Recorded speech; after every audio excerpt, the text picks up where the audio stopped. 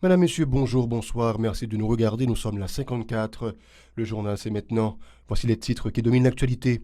Le gouvernement dominicain rejette la position de la Commission interaméricaine des droits de l'homme, CIDH, et de l'Organisation des États américains, OEA, sur la déportation des femmes enceintes de son territoire.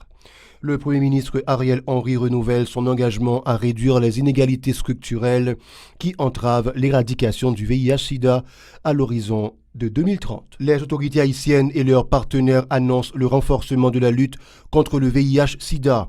Des fonds supplémentaires seront notamment accordés au MSPP, a promis le chef du gouvernement. L'élargissement de l'assiette fiscale, c'est pour bientôt, a annoncé le Premier ministre sans indiquer le montant. Et puis l'Association nationale des normaliers indépendants d'Haïti, ANI, invite le ministre Nespi Maniga à plancher sans délai sur le dossier des diplômés de l'École normale supérieure ENS. À l'étranger, un premier cas du variant Omicron a été confirmé aux États-Unis chez un individu revenant d'Afrique du Sud, ont annoncé les autorités sanitaires américaines. Cette et bien d'autres vous seront développées, mais c'est après la pause. Si vous jugez que cette vidéo est intéressante, n'hésitez pas à liker et partager la vidéo. Et surtout, n'oubliez pas de vous abonner à cette chaîne et activer la cloche de notification pour ne pas louper aucune de nos vidéos. Comme annoncé en titre, Madame, Monsieur, le gouvernement dominicain rejette la position de la Commission interaméricaine des droits de l'homme, CIDH, et de l'Organisation des États américains, OEA, sur la déportation des femmes enceintes de son territoire. Un dossier qui a provoqué un tollé tant en Haïti qu'à l'étranger. La CIDH et l'OEA ont condamné l'attitude des autorités dominicaines envers des réfugiés expulsés du pays alors qu'elles étaient en pleine ceinture.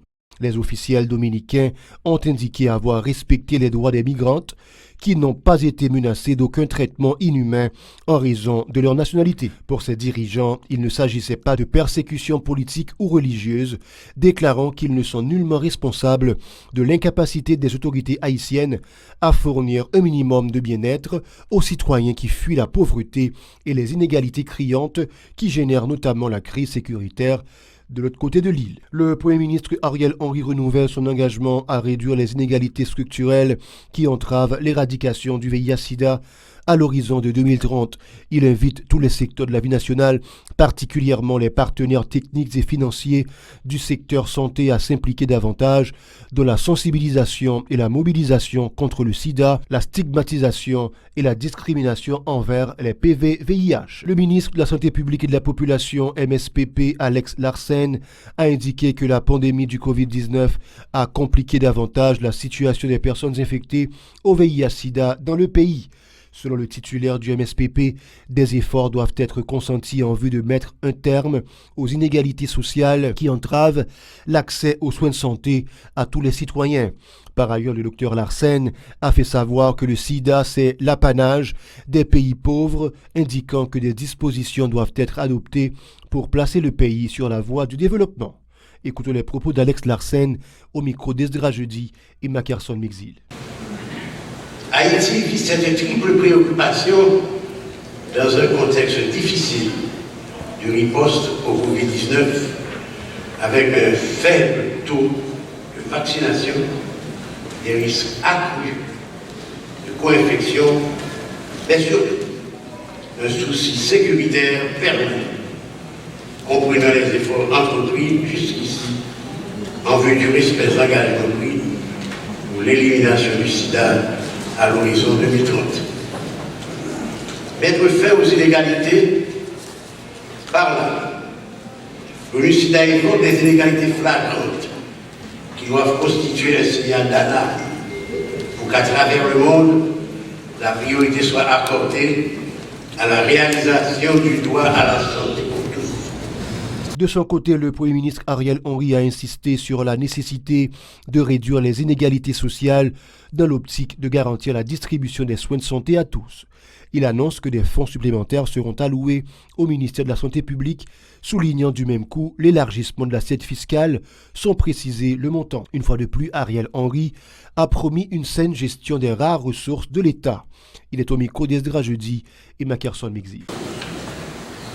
Je n'ai pas besoin de faire de longs discours pour convaincre quiconque de la nécessité d'œuvrer à la réduction de la misère abjecte dans laquelle survivent beaucoup de nos concitoyens.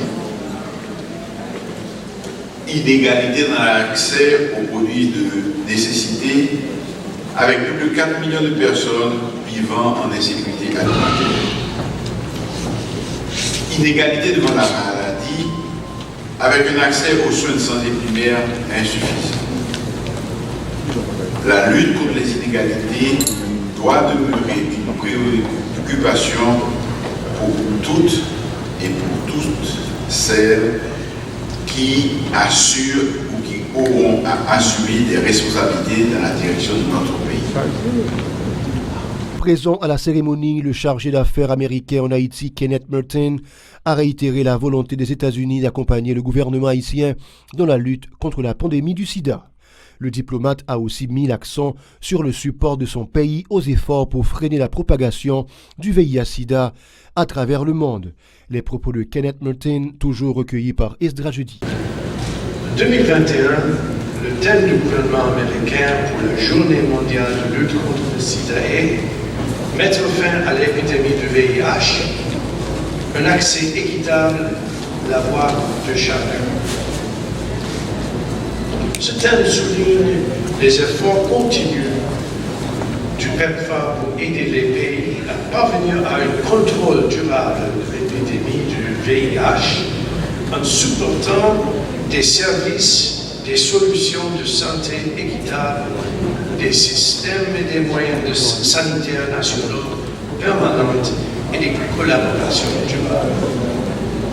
Dans le cadre de la commémoration de la Journée mondiale du sida, le Foyer national des positifs du VIH-Sida, FONAPOVI, dénonce les difficultés rencontrées par les patients pour accéder aux centres de santé en raison de l'insécurité.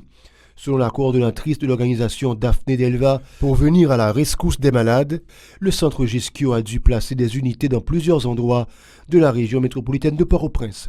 Les communes de Pétionville, de Delma, Carrefour en sont particulièrement pourvues, a précisé Mme Delva, ajoutant que les agents sanitaires y sont toujours disponibles pour rencontrer les patients et leur fournir des médicaments. Daphné Delva au micro de Murdi Joseph. Je vais adresser avec mon CR Max Beauvoir, je ne sais pas si c'est comme ça, non, qui est responsable pour Foot for the Poor, que les institutions ont mangé pour les patients qui vivent avec germe virus sida dans le sang.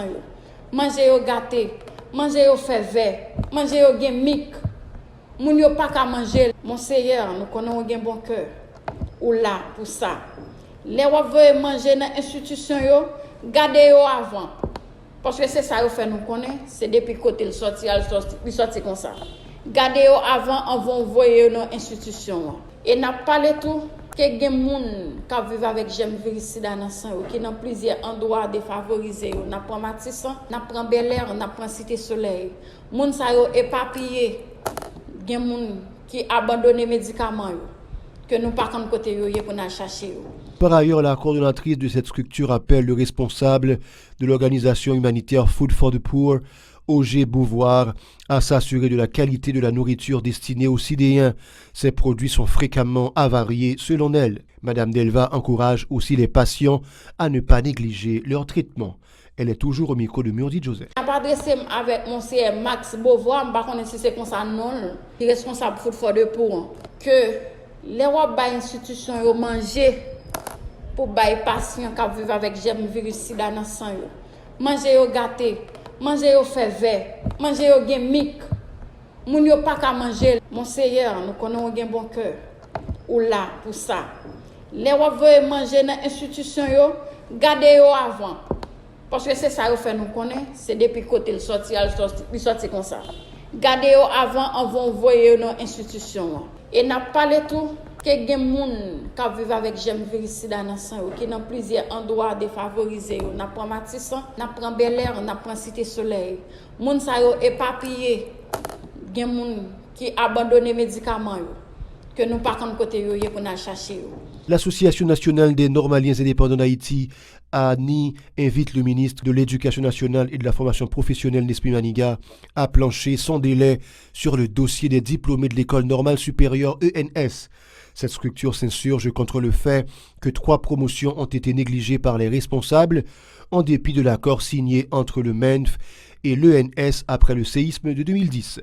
L'UNI souligne que 15 000 nominations ont été effectuées dans le secteur éducatif sous l'ex-ministre Pierre-Josué Agénor-Cadet. L'association en a profité pour solliciter un accompagnement financier régulier pour les parents de l'étudiant Grégory Saint-Hilaire qui a été assassiné par balle au local de l'ENS, selon une correspondance en date du 1er décembre portant les signatures de Ferdi Richard, Kemsley Théoda et Jackson Germain, respectivement coordonnateur général adjoint et secrétaire général de l'organisation. Et puis à l'étranger, un premier cas du variant Omicron a été confirmé aux États-Unis chez un individu revenant d'Afrique du Sud, ont annoncé les autorités sanitaires américaines. Cette personne a été testée positive en Californie, ont déclaré les Centres de prévention et de lutte contre les maladies CDC dans un communiqué. Cet individu était entièrement vacciné et présentait des symptômes légers en cours d'amélioration, ont-ils ajouté. Face au variant Omicron, les fermetures de frontières sont profondément injustes, punitives et inefficaces, a affirmé mercredi le secrétaire général de l'ONU, Antonio Guterres, en appelant à favoriser les tests pour les voyageurs. Avec un virus vraiment sans frontières, les restrictions de voyage qui isolent un pays ou une région ne sont pas seulement profondément injustes et punitives, elles sont inefficaces, a-t-il asséné lors d'un point de presse en dénonçant le scandale d'une condamnation de l'Afrique pour n'être pas assez vacciné. Tedros Adhanom Ghebreyesus, directeur général de l'Organisation mondiale de la santé OMS, a mis le monde en alerte mercredi en conférence de presse sur les risques d'une couverture vaccinale et d'un niveau de dépistage insuffisant. Selon lui, ce cas de figure est le plus propice à l'émergence de nouveaux variants. La fin de la pandémie n'est pas une question de chance, c'est une question de choix, déclare-t-il. C'est la fin de Info Pacifique. Merci de l'avoir suivi. Je vous invite à rester branché à la télé Pacifique pour la suite de la programmation.